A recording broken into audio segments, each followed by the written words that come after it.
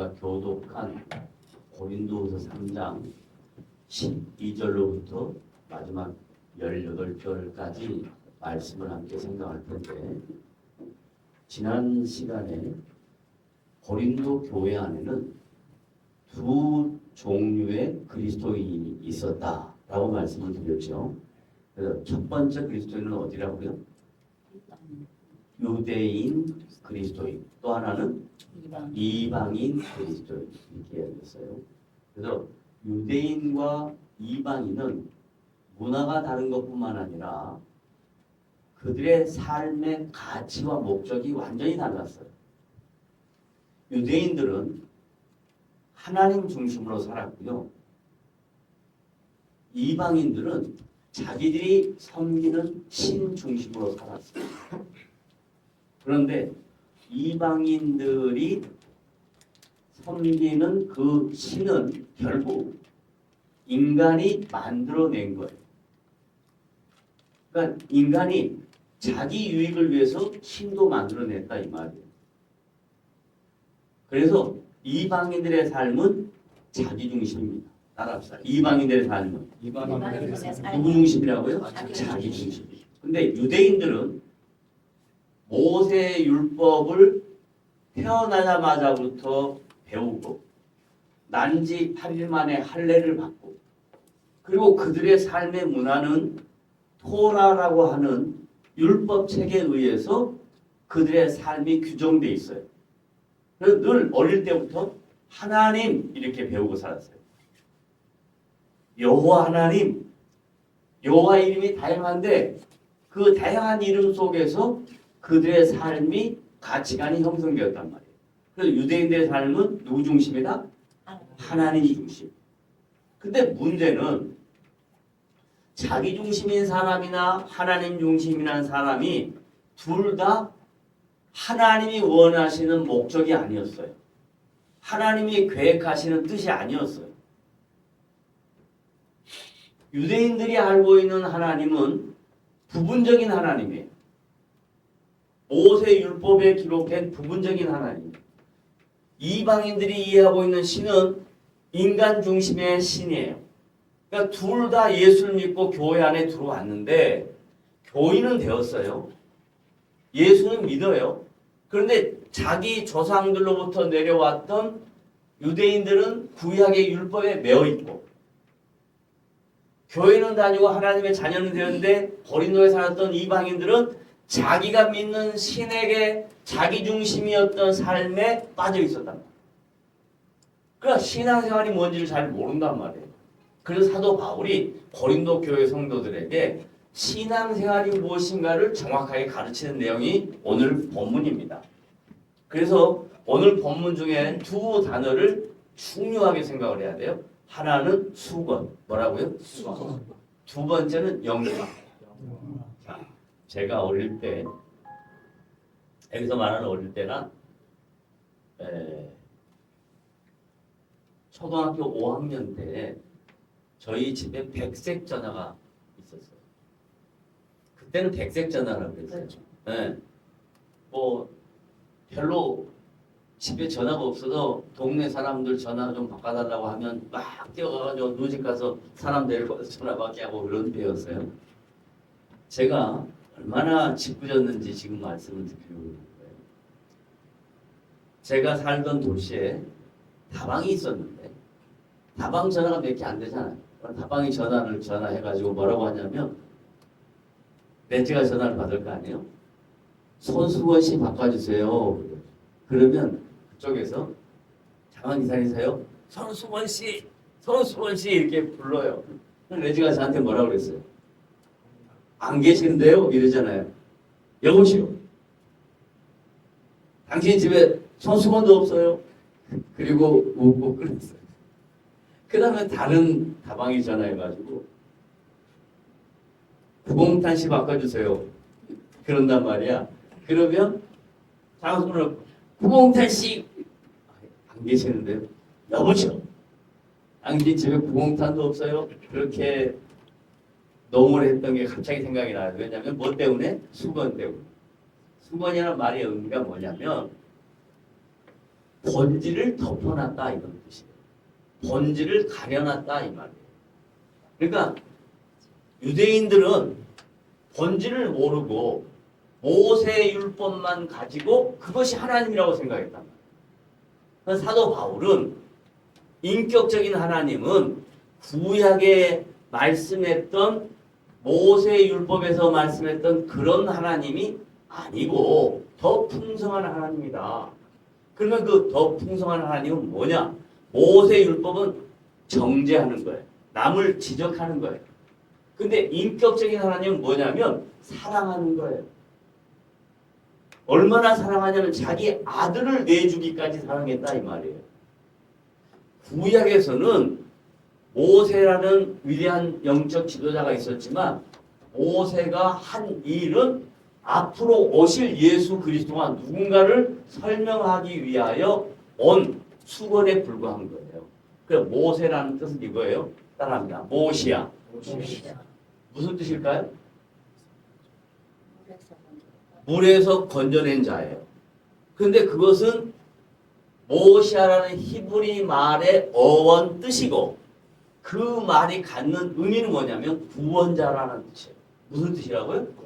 구원자. 그러니까 앞으로 오실 하나님의 아들 예수 그리스도 구원자를 표상으로 예표로 하나님이 모세를 불렀어요. 그런데 여러분 모세가 어떻게 놀라운 일을 인생 속에서 경험했는가 보세요. 자, 갈대 상자에 씌워가지고 건짐을 받아서 애굽 바로 왕. 그 당시 애굽은요 지금의 미국하고 똑같아요. 그 바로 왕은 누구하고 비슷하냐면 미국 대통령이 누구예요? 트럼프 같아요. 트럼프 지금 지 맘대로 하잖아요. 아주 전 세계를 자기 마음대로 움직여요. 그때 이집트 바로 왕이 그랬어요. 바로 왕의 뜻은 또 뭐냐? 이름이 아니에요. 파라오 이 말은 따라하세요. 뭐라고요? 파라오 이 말은 영어로 바꾸면 Almighty God 뭐라고요? 전능한 신적 존재다 이런 뜻이에요. 파라오 왕이. 그래서 이 바로 왕이 갈대 상자에서 물에서 건져내서 가지고 온 애국 공주가 아이를 주었다 그래요. 근데 이 아이가 어떻게 나일강에 흘려서 내려왔냐면 바로 왕이 그 당시 유대인들이 난 남자아이는 전부 다 어떻게 해요? 다 죽였어요. 근데 하나님이 갈대 상자를 통해서 모세라는 사람을 살리시는 거예요. 뭘로 쓰기 위해서? 이 오실 메시아, 오실 예수 그리스도의 표상으로 자기 백성들, 언약 백성들을 구원해 낼 구원자, 지도자로 세우기 위해서 애굽 공주의 손에 위탁한 거예요. 그래 애굽 궁에서, 애굽 왕국에서 몇 년 살았어요? 준상 몇 년 살았을까?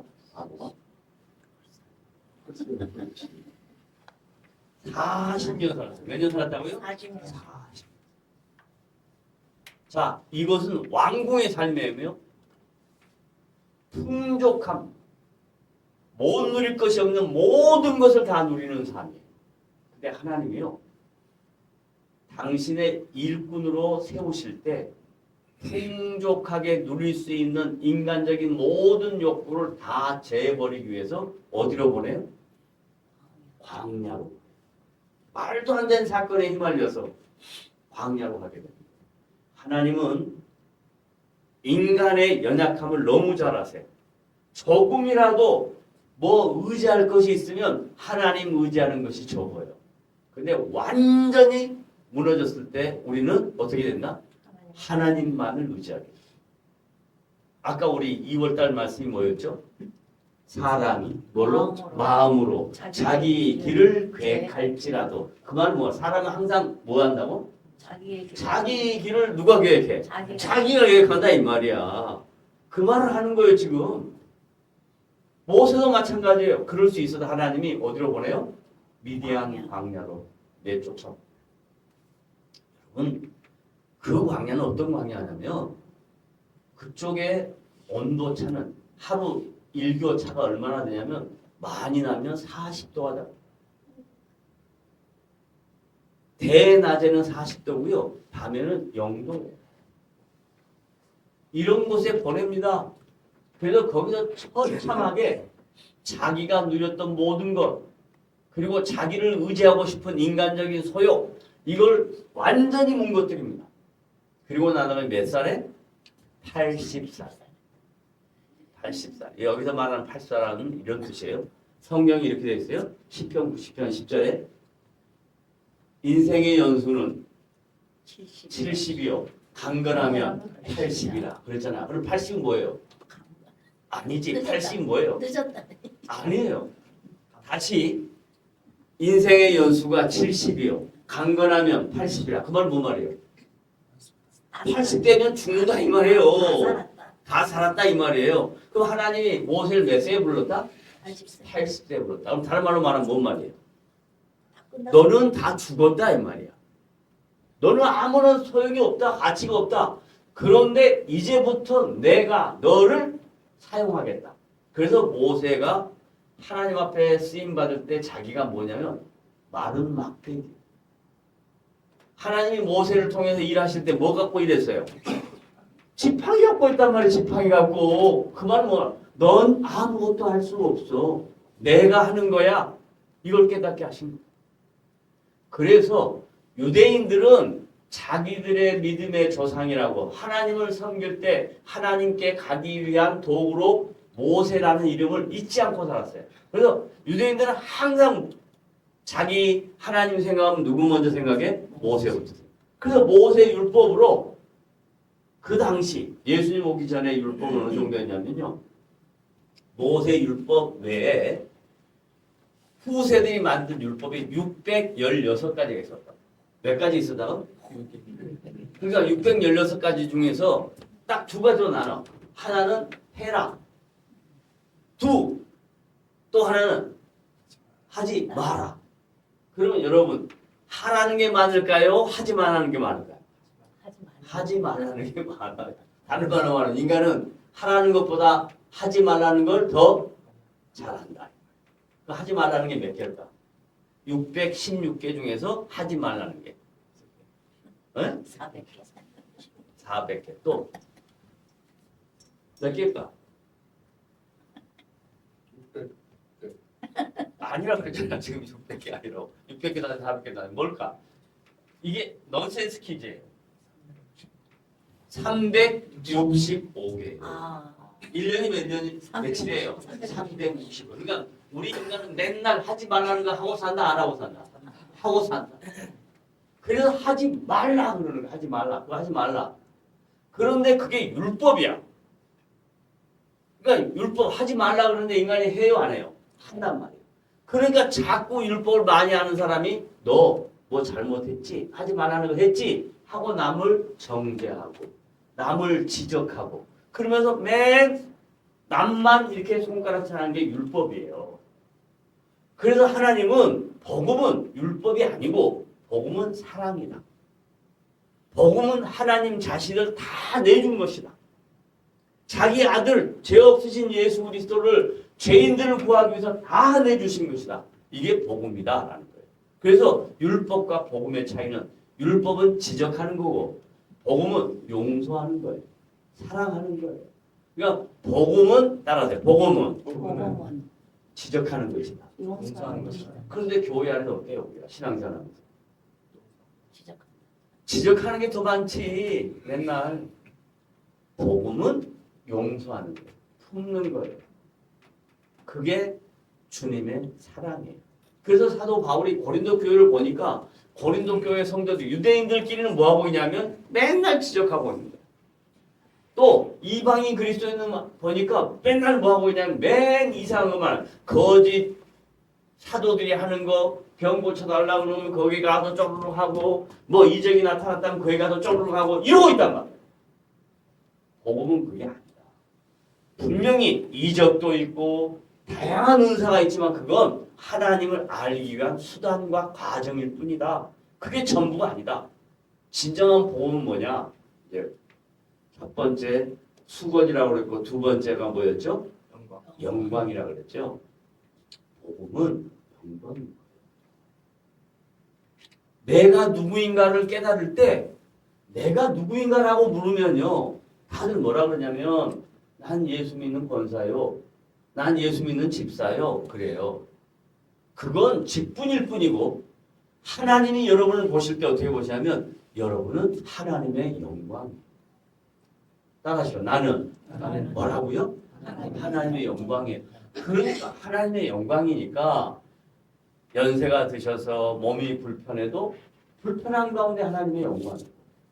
내가 비록 가진 것이 많지 않아도 그럼에도 불구하고 하나님 안에서 영광이고 이런 자존감이 생기면 그 다음부터 여러분의 삶의 모든 게 달라져요.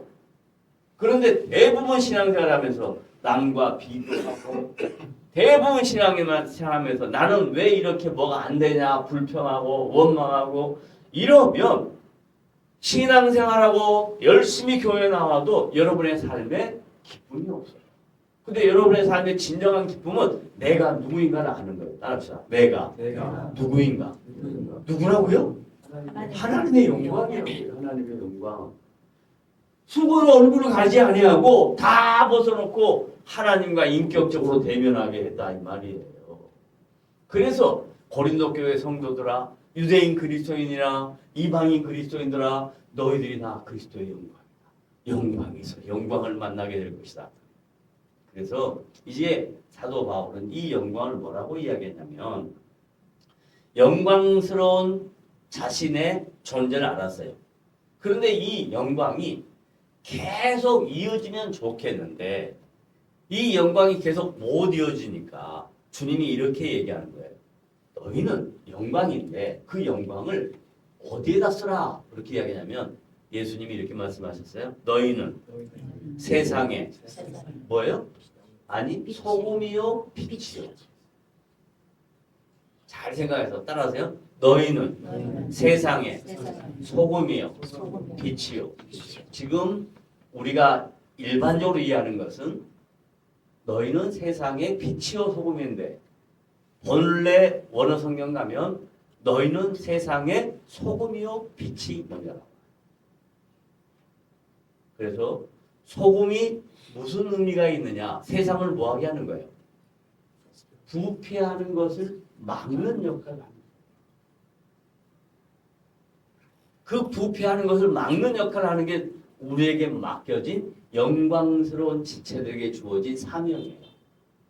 그러니까 여러분이 가는 곳에 어디를 가든지 여러분이 있는 그곳에 주님의 영광이 있고 그 영광을 통해서 내가 세상을 부패하지 않도록 하는 하나님의 등대로 하나님의 거룩한 존재로 우리를 거기다 두신 거예요. 그 다음에 보세요. 빛은 이 빛의 럭스가 다르고 이 빛의 럭스가 달라요. 빛의 뭐라 그래요? 크기가 아니고 뭐라지? 빛의 밝기. 그렇지. 빛의 밝기가 달라요. 빛의 밝기가. 한번 저거 한번 꺼줘 보실래요? 불 하나. 자, 지금 이런 밝기잖아. 끈이가 있죠? 그 다음 다시 켜주세요. 그래요. 다른 말로 말하면 사람마다 빛의 밝기가 각각 다르다? 다르다. 그러니까 지금 불을 끄면 좀 어두웠잖아요. 그러면 뭐 하면 돼요? 켜면 되잖아요. 다른 말로 말하면 시간이 걸리는 거예요. 예수를 믿고 하나님의 자녀가 되어서 우리의 존재가 빛이지만 빛의 밝기가 선명해질 때까지는 뭐가 필요하다? 시간이 필요하다. 훈련이 필요하다. 말씀이 필요하다. 이거예요. 근데 우리는 예수만 믿으면 그냥 빛이라 그래서 너 왜 빛이 안 밝혀져? 왜 넌 이러는가? 이거 아니에요. 모든 사람마다 하나님이 인격적으로 그를 대우하시기 때문에 빛의 밝기가 쫙 희미한 반딧불에서부터 시작해서 광채가 빛나는 영광스러운 빛이 밝혀질 때까지 신앙이란 인생이라는 시간을 우리에게 주신 거예요. 그 인생을 통해서 그게 만들어지는 거예요. 그런데 대부분 잘 나갈 때 빛이 밝힐까? 덜 나갈 때 빛이 밝힐까? 덜 나갈 때 빛이. 이게 아이러니예요. 잘 나갈 때 빛이 밝혀지면 얼마나 좋겠어요. 잘 나가면 자기가 다 똑똑해서 자기가 다 잘나서 그런 줄 알아. 하나님의 은혜를 몰라. 내가 허물이 많고 내가 연약하고 내가 문제가 있는데도 불구하고 하나님이 우리를 사용하실 때 그걸 보고 뭐라고 해요? 아, 이게 은혜구나. 내 힘이 아니구나. 이게 하나님이 하시는 일이구나. 이걸 깨닫게 되는 걸 절대로 잊지 마시기를 주님의 이름으로 부탁을 드립니다. 아멘. 자기가 나타나는 그 순간 하나님의 은혜는 사라진다. 내가 내가 나타나면 나타나 하나님의 하나님 은혜는 은혜를 사라지고 사라지고 내가 죽으면 내가 죽으면 하나님의 은혜가 하나님의 은혜가 드러납니다. 드러납니다. 너무 놀라운 말씀이에요. 그래서 오늘 본문 말씀에 구약 여기 이제 그 우리 주보에 있는 거 좀 띄워주실래요? 마지막 마무리만 할게요. 응?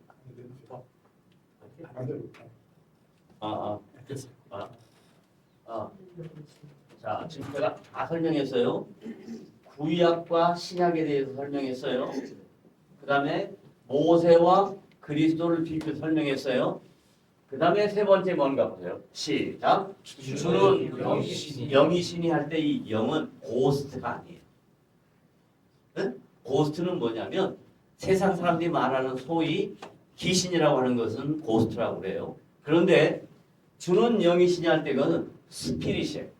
푸니마라는 헬라 스피릿이에요. 주는 영이신이 그 다음에 시작. 주의 영이 계신 곳에는 뭐가 있다? 자유가 있다. 여기서 말하는 자유란 뭘 의미하냐? 죄와 사망의 권세에서 이깁을 받았다. 아까 우리가 찬양 불렀죠? 뭔 찬양 불렀어요? 많이 부르는 제일 마지막에 부른 거 예수 십자가 비로소 그대는 씻기어 있는가 그거 불렀잖아요. 예수님의 십자가의 피로 우리의 죄가 씻음을 받았어요. 그게 자유예요. 그 다음에 두 번째 자유는 뭘 의미하냐면 예수 그리스도의 십자가의 피로 씻김을 받은 것뿐만 아니라 우리는 죽는 것이 아니고 잠자는 거예요. 우리는 죽는 게 아니에요. 우리는 잠자는 거예요. 잠시 잠자는 거예요. 그래서 잠자는 자들의 첫 열매가 되신 부활의 죄와 사망의 권세를 이기시고 부활의 승리를 하신 첫 열매 되신 주님의 몸에 영광스러운 몸에 붙어 있는 거예요. 그래서 우리가 영광스러운 존재인 겁니다. 그러므로 주는 영이시니 주 영이 계신 곳에는 뭐가 있다? 자유가 있다. 여기서 말하는 자유를 자꾸 사람들이 잘못 이해해. 예를 들면 경제적인 고통에서 벗어나는 걸 자유라고 해요. 억압에서부터 벗어나는 걸 자유라고. 그거 아니야. 죄와 사망의 권세에서 이겼다. 이게 자유라는 것을 믿으시면 아멘. 아멘. 그 다음 마지막 시작. 성도는 나는 주로 말미암아 뭐에서 변화하여 이 영광은 주님의 아들로서 딸로서 영광이고 그 다음에 영광 뭐예요? 부활의 영광이 참여하게 된다. 이 얼마나 놀라운 말씀입니까? 이 놀라운 말씀을 정확하게 인식하고 믿고 내 생활 속에 적용하고 살면 여러분의 삶에 힘이 있고 어떤 삶의 좌절과 어려움과 고통이 있다 할지라도 낙심하지 않고 주님 바라보고 살 수 있는 거룩한 존재들이 될 것을 믿으며 오늘도 주님 앞에 감사하며 사는 3월 한 달 되시는 성도 여러분 되시기를 주님의 이름으로 부탁을 드립니다. 네. 기도합시다.